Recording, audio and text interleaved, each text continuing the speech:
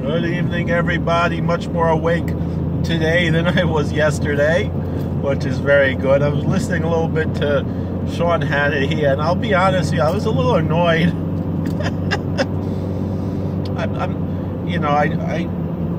I don't get the whole Sean Hannity thing, and I've been watching him for a long time. I used to watch Hannity and Combs, and it's just like, what's going on here? I agree with his, with his ideas. It's just like sometimes it seems like things go over his head. With all due respect, it's a little weird. Like,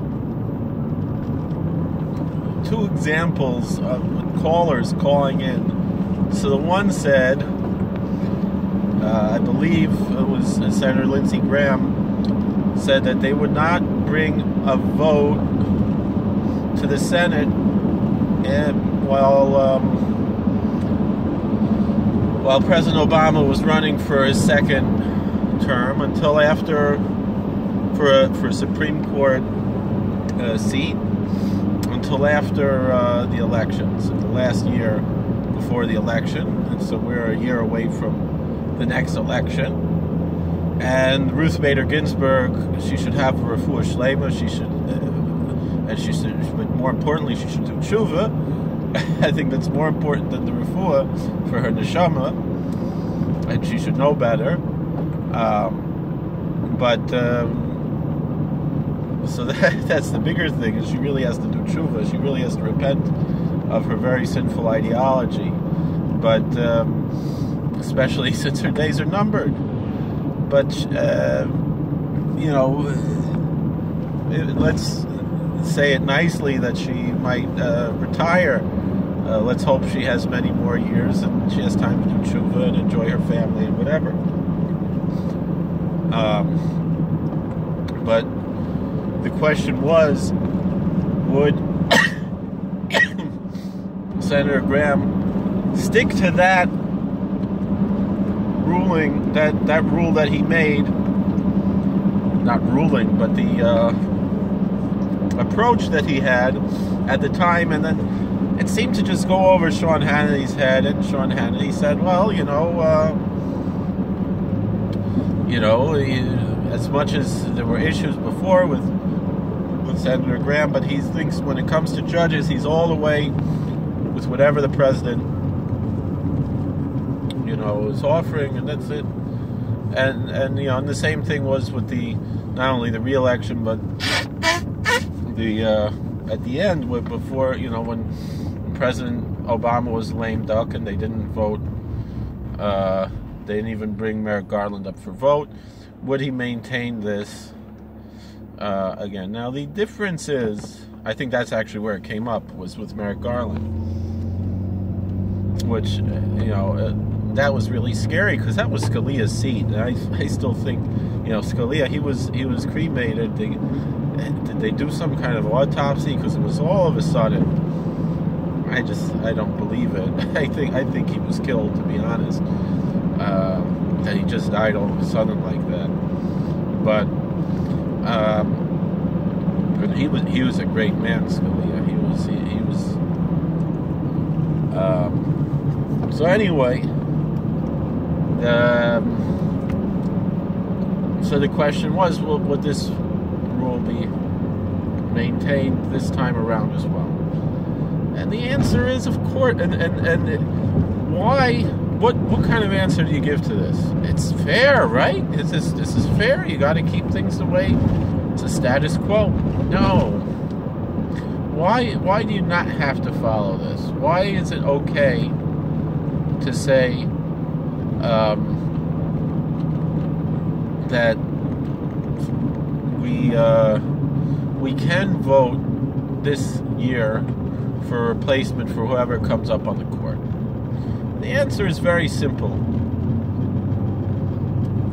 The president and the Senate are on the same page, whereas under Obama they were not on the same page. And the way to ask the question is like this: would Chuck Schumer, if he were, God forbid, the majority leader under under Obama. Would he have done the same thing? Of course not. Of course, Chuck Schumer would have brought in, and the Democrats would have brought in Merrick Garland. Okay, and probably it wouldn't have been a moderate like Merrick Garland. It would have been someone who was probably much more extreme.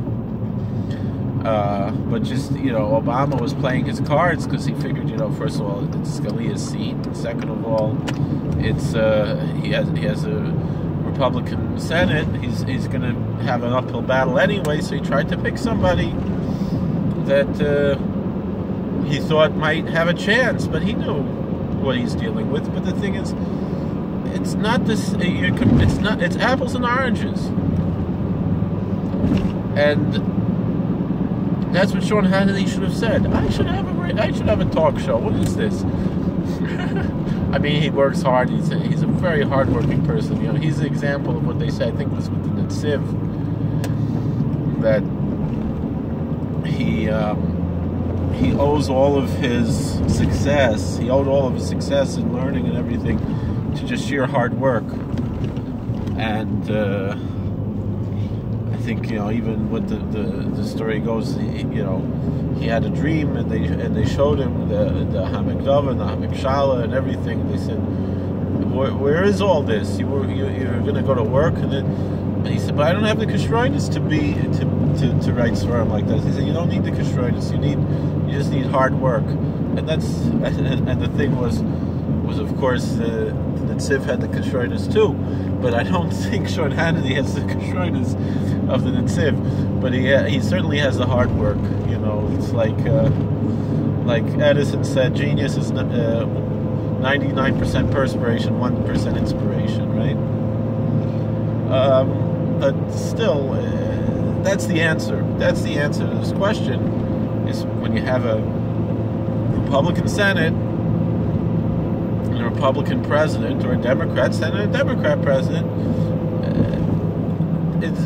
it is what it is. It doesn't matter if you're a lame duck.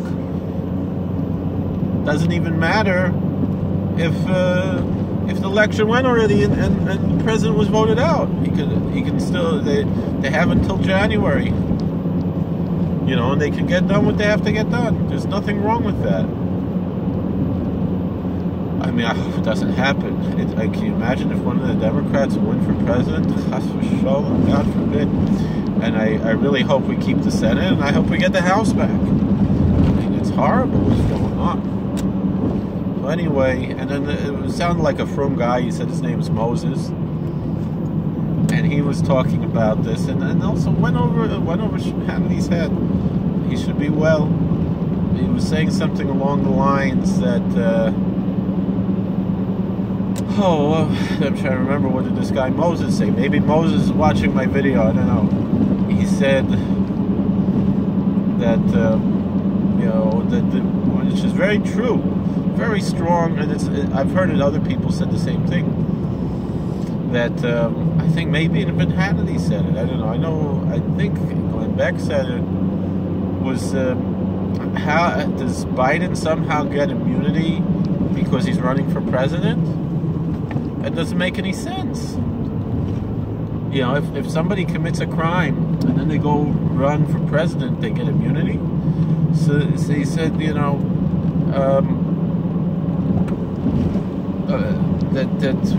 they're trying to get their hands on Giuliani. They hate Giuliani. I don't know why.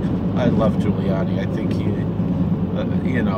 he's the best thing since sliced bread. I remember when he was the mayor. Right from the beginning. We love Giuliani. We all love Giuliani.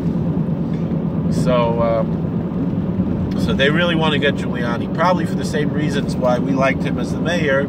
The left want to get rid of him as everything, So I don't remember who it was. I thought it was Glenn Beck.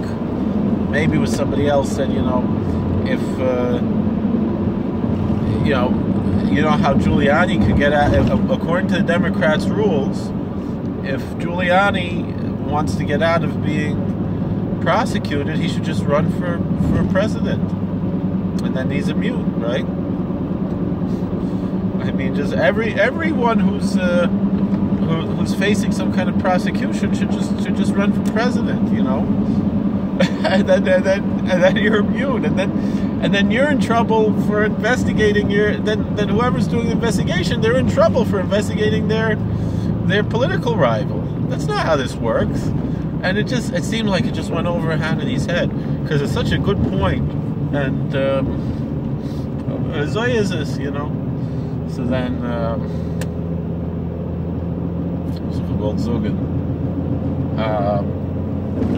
anyway, that's how it goes.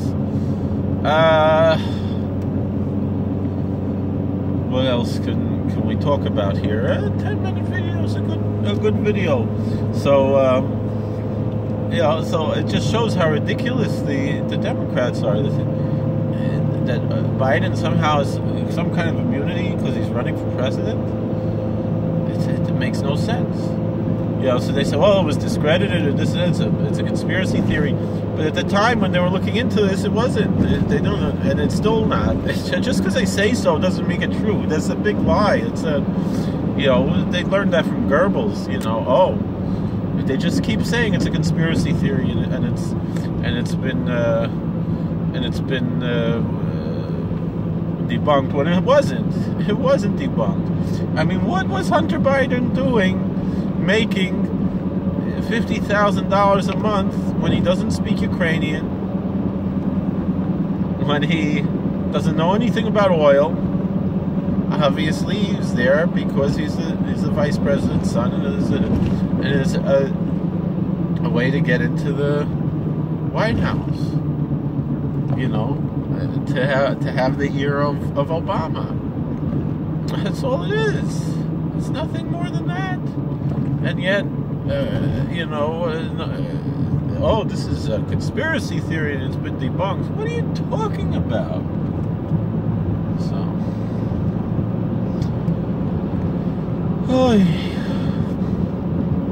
Well, that's how these things go. Thank you for listening. God bless. Please like, share, and subscribe, comment. And it hasn't been debunked. It's very clear that Biden is very dirty. The whole Biden family, they're very messed up. And yet they get away with this stuff. And it doesn't matter. It just doesn't matter.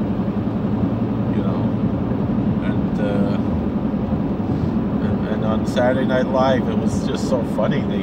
They're finally picking on the Democrats, really.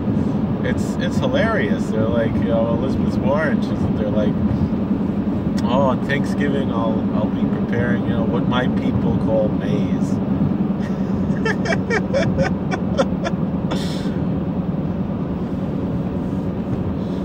All right.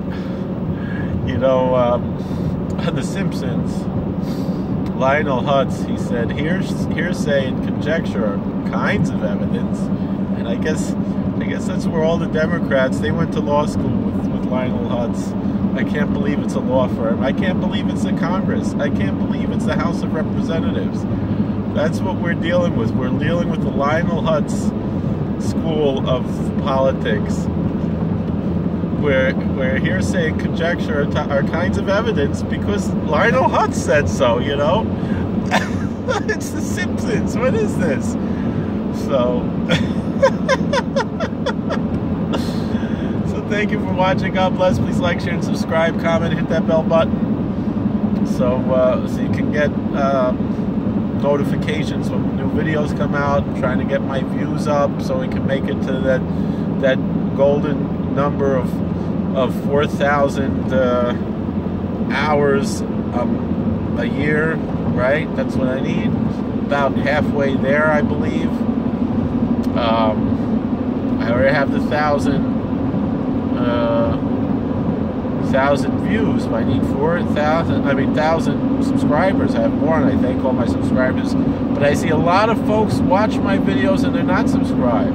What does it hurt? Press that subscription button. I think a lot of them though they get lost. So you got to watch the videos too to remain as a subscriber.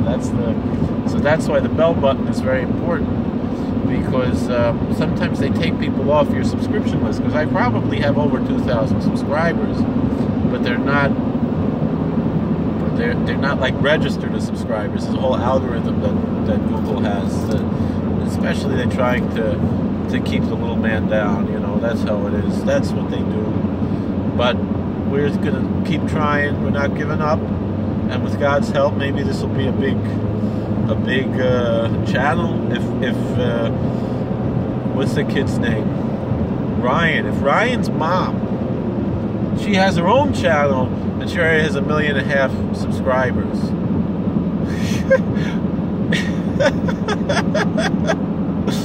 So, you know, I mean, what do? They make pancakes. And this kid, I don't know what he's about. I don't know what he's doing, Ryan. What is that all about? You know. So, but I'm saying Ryan's mom has her own channel, and how did that happen? How did that happen? That Ryan is so popular, and he has all these things, and he has all these creatures. I like the hobby kids. I get those kids. Like, that's an interesting show.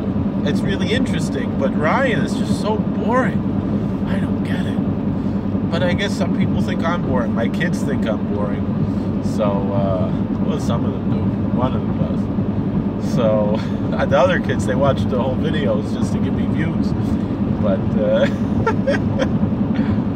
so share my videos on all your Facebooks and your Twitters and your MySpaces and Instagrams and all of those things. What else they have? Periscope? I don't have a Periscope. Should I get a Periscope? I don't know. What else they have? They have all those things. LinkedIn. You see, if you shared my videos on LinkedIn, it wouldn't help. So, whatever it is, thank you for watching or listening. God bless. Please like, share, and subscribe, comment. I'd like to get maybe some, what do you call it? If I can't get those 4,000 hours, well, then what's it worth? I'd like to get some of my own, what do they call that? Commercials, you know, advertisers, sponsors for these videos. You know, that would be a cool thing. Maybe I have what do they call that? Patreon thing. I just didn't really set it up. I gotta like set it up, but it's there, but I gotta set it up. But I don't know if it's even worth it. Like, what am I gonna get? You know, $30 a year? I don't know. I mean, does it really work, the Patreon? For someone who only has 1,000 subscribers, is it worth it? I don't know. I mean, I have more than I have 1,200, almost 1,300 subscribers. It's not bad. It's not bad. And I appreciate all the subscribers, but if you're watching and you're not subscribed, what does it hurt? Press that button. I'm sure you have a Gmail account, right? If you have a Gmail account, then you have a YouTube account. That's how it works. And then if you have a YouTube account, then that's what it is. Then you press the subscribe button. I think a lot of my people who watch these videos don't know they're not subscribed to anything. But it's a toiva you could do, not just for me, but for all of our. It's a favor. It's a benefit you could do for all of our Yiddish friends who have a YouTube channel. And you hit that subscribe button, and they're people who are producing content on a regular basis. I just saw a new channel all about weddings, and it's not really about weddings. I don't know what it's about. But it's a Hamish Yiddish channel. Is nice. It's nice stuff there. The whole Satmar things there and everything. Very nice stuff. You know. So it's you know, not just, so I'm giving a shout out to them, even though they probably don't even know who I am, because they have like 3,000 subscribers. I never even heard of them till like 2 weeks ago. So so maybe I'll make it big. God willing, I have to pray, have to daven, because I'm putting in the Stadlis, but the British Shalom for your development, part of it, the Zayda Moral says you have to daven also. There's part of that. So British Shalom, please help that this should be a successful YouTube channel. I could have 1 million subscribers. Why not? For what station? Ryan from not Ryan. Tyler from Secure Team. I love Tyler. Tyler's the man. He's got almost 2 million subscribers. He's awesome. Love Tyler. He's got great stuff there. Rabbi Bart Sadok, I think he's already at the point where he has he has ads on his channel. I think he's got enough subscribers and views and everything, and he's great. KosherTorah.com. I love Rabbi Bart Sadok. I really want to join his his full-time thing where you pay $50 a month and you get access to all his stuff. It's worth it. I don't have what to spend even Meiser $50 a month, because it's all going to Schar Limit to the kids. I mean, all right, so I'm going to grow and learn Kabbalah and this and that, but my kids have to be, they go to good Hamish schools. That's more important. So I get what I can for free from Rabbi Bart Sadok, with all the respect, and I love Rabbi Bart Sadok. I met him once. I gave him a couple $100 over the years, but I should give more. Should show my appreciation. So that's how this world goes. So thank you for watching. God bless. Please like, share, and subscribe. Comment. Hit the bell button. Do all that stuff. Share it everywhere. 21 minutes. I think that's long enough, and I'm almost home now. All right. We'll see y'all later. Thank you, and God bless.